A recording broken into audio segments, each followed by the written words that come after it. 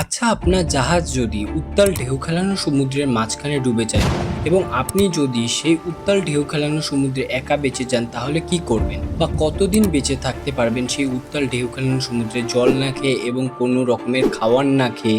আপনারা হয়তো ভাবছেন কি আবোল তাবোল বলছে, কিন্তু না, এটাই হয়েছে পূর্ব মেদিনীপুরের হলদিয়া গ্রামের রবীন্দ্রনাথ দাস বাবুর সঙ্গে। আপনারা হয়তো ঘটনাটা বুঝতে পারছেন না, তাহলে চলুন শুরু থেকে শুরু করা যাক। ওকে বাঙালি বাঙালি ফিশ বাংলা বলো, বাংলার নাম কি তোমার?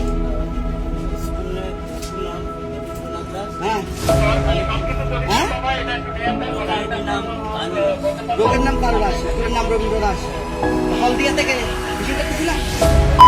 2019 সালের 6 জুলাই একটা মাছ ধরার জাহাজ বঙ্গোপসাগরের কাকদ্বীপের সামনে এসে প্রবল ঝড়ের কবলে পড়ে এবং সেই জাহাজটিতে 15 জন জেলে ছিল। শেষ পর্যন্ত অনেকক্ষণ ধরে প্রবল ঝড়ের সাথে লড়াই করতে করতে হাড়িভাঙ্গা চর, যেটি বাংলাদেশের সামুদ্রিক সীমান্তে অন্তর্গত, সেইখানে এসে জাহাজটি ডুবে যায় এবং সেই জাহাজে থাকা 15 জন জেলের মধ্যে 10 জন জেলে ছিটকে পড়ে এবং বাকি 5 জনের কোনো খবর নেই।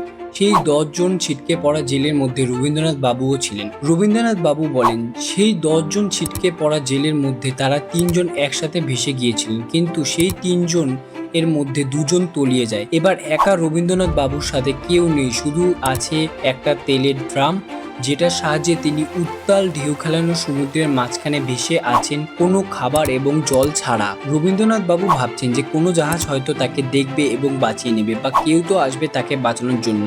সঙ্গে থাকা সব সঙ্গীরা কেউ মারা গেছে, আবার কেউ তলিয়ে গেছে, আবার কারো তো খোঁজই নেই। এইভাবে না খেয়ে উত্তাল বঙ্গোপসাগরে শুধু একটা ড্রামের সাহায্যে তিনি 5 দিন ধরে 600 কিলোমিটার পথ অতিক্রম করে এসে পৌঁছান বাংলাদেশের কুতুবদিয়া অঞ্চলের সমুদ্র সীমান্তে। সেইখান দিয়ে একটা বাংলাদেশের জাহাজ যাচ্ছিল, যার নাম ছিল জাওয়াদ। রবীন্দ্রনাথ বাবুকে উত্তাল বঙ্গোপসাগরে ভাসতে দেখে ফেলে সেই জাহাজের ক্যাপ্টেন নাসির। তারপর সেই জাহাজের ক্যাপ্টেন নাসির তাকে বাঁচানোর চেষ্টা শুরু করেন এবং তাকে বাঁচিয়ে তাদের জাহাজে নিয়ে আসেন। রবীন্দ্রনাথ বাবুকে বাঁচানোর পর রবীন্দ্রনাথ বাবু নিজেই এই ঘটে যাওয়া ভয়াবহ কাহিনীগুলো বলেন। রবীন্দ্রনাথ বাবুর থেকে আমরা শিখতে পেলাম যে পরিস্থিতি যতই খারাপ হোক না কেন, কখনো হাল ছাড়তে হয় না। রবীন্দ্রনাথ বাবু চাইলে তার সঙ্গীদের মতো সেই উত্তাল বঙ্গোপসাগরে হেরে গিয়ে তলিয়ে যেতে পারতেন, কিন্তু তিনি সেটা করেননি।